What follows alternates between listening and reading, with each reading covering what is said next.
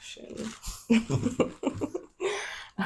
So we have this little bag of topics that we've been compiling over the last few months or so, and kind of just want to pull random topics out of the bag and see where it takes us. Some of them we haven't seen in months. So our feelings about the topic back when we wrote it down and put it in the bag might be a little different from how we feel about a topic now. So it might be just kind of a cool thing for us to talk about some of those random things and see where it goes. Would you like to do the honors, Millie, on our first? I'll let you do the honors. All right. I didn't even go digging. I know, right off the top. Oh. First topic. It's safe to say our feelings on this haven't changed. I don't know if you'll be able to see it. It is the trains in EU, so the trains in Europe. And safe to say we feel very strongly about trains. Yeah. I think obviously we're from the United States, born and raised. So I think it's just pretty obvious that the United States has chosen to handicap itself on one form of transportation.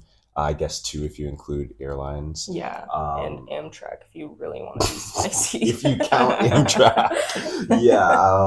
But okay, so well, I guess I'm just saying, like, with that, it's just pretty ironic how the country that literally invented trains now has trains in the back foot. And, we obviously have taken the train from Raleigh to Charlotte multiple times. Probably one of the worst experiences that we've had on trains anywhere in the developed world. And it's just pretty surprising and disappointing to be like in the richest country in the world, like the most developed country, like we claim to be all of these things in the United States, and we just don't have reliable train systems. Yeah. I mean, if we could compare, even the worst metro in Paris. Is miles ahead. They're doing a bunch of updates on the trains in Paris right now. Amazing. Can't wait to go back and see what that's like. But again, the worst trains in Paris are miles ahead of where the US is with their train systems. US has got slow train systems, no AC, no assigned seating. When we go on the train to Charlotte, they always say there's no guarantee you'll sit with the person you're here with. And we're like, great. Why I buy these tickets then? Bought the tickets at the same time. And obviously, I do want to go ahead and say, like, we are aware that there are certain U.S. states, obviously progressive states ran by Democrats, that do have trains. We do have, like, New York with the subway system that moves millions of people a day. We know Chicago has trains. We know Jersey has trains. So we know some cities are reliant on this very modern form of transportation. But as far as it goes from like state to state, from going from anywhere, like we don't have regional trains in the United States. We don't have like, I don't even know what else I could call them, but we just don't have trains that can move people around quickly, efficiently, or in any capacity. No, not at all. And I would just like to say, I know some of the argument around like why the US can't do trains is because of the landscape. Please. But we have been to Switzerland. We've been in the mountains in Europe. Took the train to Switzerland. So that argument is just not even relevant. Okay, we have very mountainous areas in the US, but you don't have to go through the mountain. Not all the time. No. Not if you don't want to. We have also very flat, like, plains in the US. It would be. It's so easy. You could do a fast train from the East Coast to the West Coast. I know there's a train that goes straight across the country, I think, but it takes days and days. I think it's at like least from a week. Chicago and goes okay. One of those like very scenic routes through the mountains. Right. Ironically, but it's slow. There's no fast way to get Wi-Fi. All the issues, and yeah, I guess like, so to bring up like the trains in the EU, it'd Yeah, probably just back be to best to like do a one for one comparison. So like the average train in Europe that you would use, so the Eurostar, to go from country to country, any country, you could take it like multiple different places all over the continent, which is easily. amazing. Like you cannot tell me that that is not modern technology. Like I refuse to believe it. So AC, first check, European trains, air conditioning, duh. I mean, come on. What are we doing? They don't here? have AC everywhere in Europe, Right. but they do have it on their trains. Trains are equipped. Assigned seating. Yes. Let me sit next to the person I booked my train with. Thank you. Even if it's randomly assigned, which we have experienced as well, we've gotten kind of not the best seats sometimes, but we're still next to each other. Yeah. And that's all we really care about. And that's a guarantee. And it's a guarantee. When you're booking your ticket, you say, I want to sit next to the person I'm booking with. Exactly. Weird. Yeah, right. Trains go fast in Europe. Like the trains actually are reaching like 200 kilometers per mile in some areas, in much higher in other areas. We've gotten up to like over 200 miles per hour on multiple trains in Europe, like going to various places. Yeah. Like I would just say, even going from Paris to Zurich, that was what, a 6-hour train? Yeah. Or even like Paris to Nice, 6-hour train. Yeah. So quick. Obviously, flying is faster, but if you're not someone who likes to fly, because not everybody likes to fly, some people do get scared of flying, and they want to take the train, they have the option. Yeah. Like, I can make a personal reference to my Nana, who does not fly, will never fly, has taken a train from Massachusetts to Arizona, and miserable.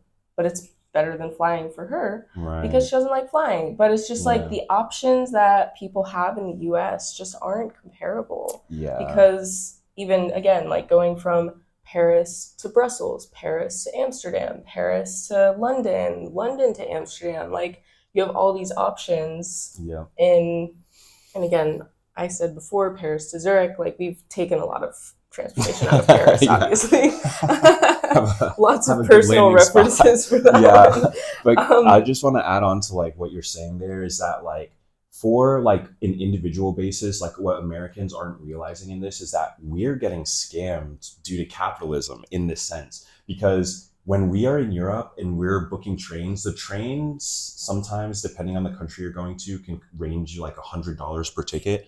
But the nice thing is that because there are also avenues via train to get places, that brings the cost of flying down. So our flights from other cities in Europe have been ridiculously cheap, cheaper than anywhere. I mean, I've flown inside of my own state of North Carolina before, and it has been hundreds of dollars just to do that, just to fly interstate, or a connecting flight, just flying to DC, even hundreds, $200, $300 for a flight.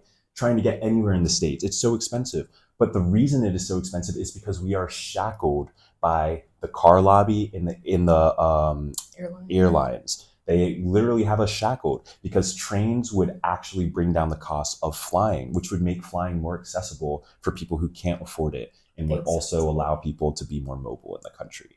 Yeah, 100%. Because we can pay the same amount to fly domestically in the US as we can to fly overseas to Europe. Literally. Which is sad. Yeah. Like, we've taken a flight from North Carolina to Connecticut, and it's cost both of us $500 a piece. Yeah, for an hour flight. Literally just like over an hour. It's just like, it's crazy. It's crazy. We should also have had the option to take a train from North Carolina to Connecticut if we wanted to. Right. But we just don't have those options. I mean, we could, but it'd be 25 hours. Like that is the thing. It'd be 25 hours on air conditioned, terrible, bumpy ride, slow as all hell. It's not worth it. It's literally not worth it to take the train in the United States. Unless you literally don't have another option, which some people don't, and they're receiving this subpar service from Amtrak, who has a monopoly, which also is illegal, but can't get into that. But it's just like, we as Americans like have to look at some of these things and say, you know what? Unchecked capitalism isn't always the answer. Like at some point, the state has to come in and do things that will benefit the people. Mm-hmm. And trains would make transportation and accessibility way easier for people in the United States, which is what we see in Europe. We see people being so fluid, so mobile. They're getting exposed to other cultures, other people, other languages at a very young age because they have the accessibility to travel around. Mm-hmm. And it's like in the United States, we just don't have that. People in Alabama, they're like never leaving their state. Louisiana, never seen the ocean. Yeah. Oh, God. Oh, right. They have the Gulf, right? Not that. But I say that to say, literally, it's like we're like so stifled, and it creates like a very small worldview, even within our own country, because people are not getting out of their states and out of their towns because they aren't able to, because they would have to drive hundreds of miles because we don't have good train options. Right. So it's like we are also stifling our population by not allowing each other, ourselves, to be fluid within our country. Yeah. And so, yeah, I think trains in the EU are far superior, ironically, given that the United States invented trains. I know. And yeah, now we're just probably a good 100 years behind the infrastructure of just trains that Europe has. Yeah, at least. I would think so. I mean, every city we've been to has either their own tram system, metro system, intercity system. Mhm. Every country has their own domestic trains that go to every like different cities in the country. Yep. And then there's the regional trains that Yep. go country to country. Yep. So it's like I just want to say, though, also for the people who are like, oh, America's too big, we can't put our trains here. Let me just explain something to you. If you take the continent of Europe and lay it over the United States, it covers a good bit of our country, right? That's a continent, but it does cover a good bit of our country. So let's just be for real for 1 second. The country of Spain or Portugal, for example, they are bigger than states in the United States, and they have trains all over. So stop looking at the entire country and look at it as a state-by-state basis. Every state could easily afford its own train lines, 100%. and that connects its big cities and connects big towns or connects industrial areas. It will make things so. Think about how much time people spend commuting to work, driving in the car, sitting in traffic, 15 highway lanes, and nobody's moving. And you just don't even have free brain space to do anything. No, because you have to that's focus. Another thing we love about the train, and I'm a passenger princess. Yes. So when we're driving, I get to kind of just like vibe on the side while B is super locked in. Yeah. But when we're in Europe, we can actually both sit and talk and give each other our attention and play games and read and actually, I mean, we even see people reading on the metro. It's loud, there's a lot of people, but you have the time and space to like decompress and do those things that you literally wouldn't be able to do while you were driving unless you're listening to an audiobook. But not everybody likes doing that.